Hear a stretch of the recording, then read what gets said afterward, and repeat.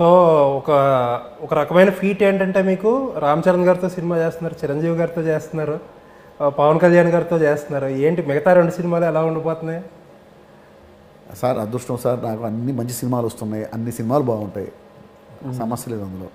Okay. ఇప్పుడు చిరంజీవి గారితో నేను ఖైదీ నెంబర్ 150 ఆయన 150వ సినిమా చేశాను. వెంటనే వచ్చిన సైరా చేశాను. ఇంకో సినిమా కూడా ఖచ్చితంగా ఎప్పుడెప్పుడు పిలుపు వస్తుందని ఎదురు చూస్తున్నాను. ఖచ్చితంగా చిరంజీవి గారితో మళ్ళీ నేను సినిమా చేస్తాను, సమస్య లేదు అందులో.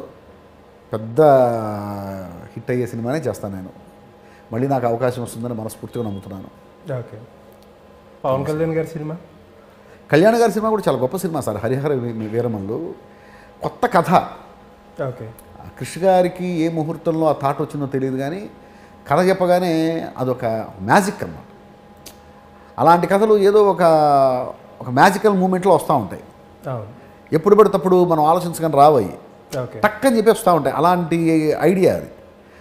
ఐడియాని కరెక్ట్గా అది డెవలప్ అయింది. అసలు ఆ క్యారెక్టరైజేషన్ కూడా చాలా కొత్తగా ఉంటుంది. చాలా అద్భుతమైన క్యారెక్టరైజేషన్. క్రిష్ గారు మీరు పెద్ద బ్లాక్ బస్టర్ కాంబినేషన్. మీరు మీకున్న సింక్ అసలు ఇంకే డైరెక్టర్, అందరు డైరెక్టర్ల కంటే కొంచెం ఎక్కువ ఉండొచ్చేమో. అవును, కృష్ణ గారితో. మరి ఇప్పుడు కొత్త దర్శకుడు ఒక ఆయన వచ్చారు అందులోకి, ఆయనతో ట్రావెల్ ఎలా ఉంది? లేదండి, నేను లేనుగా. ఇచ్చేసి నేను రాసేది నేను ఇచ్చేసాను. ఇప్పుడు కృష్ణ గారితో పాటు మళ్ళీ ఏమి బ్యాక్ అండ్ ఫోర్త్ ఉంటుంది కదా రైటర్లతోనే, అది ఇది కాదు ఇది కాదనో ఇంకోటి. లేదండి, నేను లేను. ఓకే.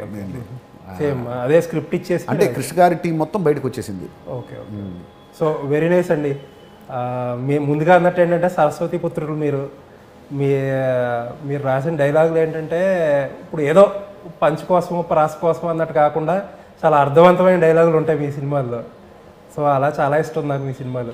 డైరెక్టర్గా కూడా మారి ఇంకా మంచి మంచి సినిమాలు చేస్తారంటూ, ఈ రైటర్ కానీ డైరెక్టర్ కానీ మీ మార్క్ మీరు ఇందాక మీరు అన్నట్టు మీ మార్క్ మీరు చూపించుకుంటారు అన్నట్టు M9 న్యూస్కి టైం ఇచ్చినందుకు థ్యాంక్ యూ.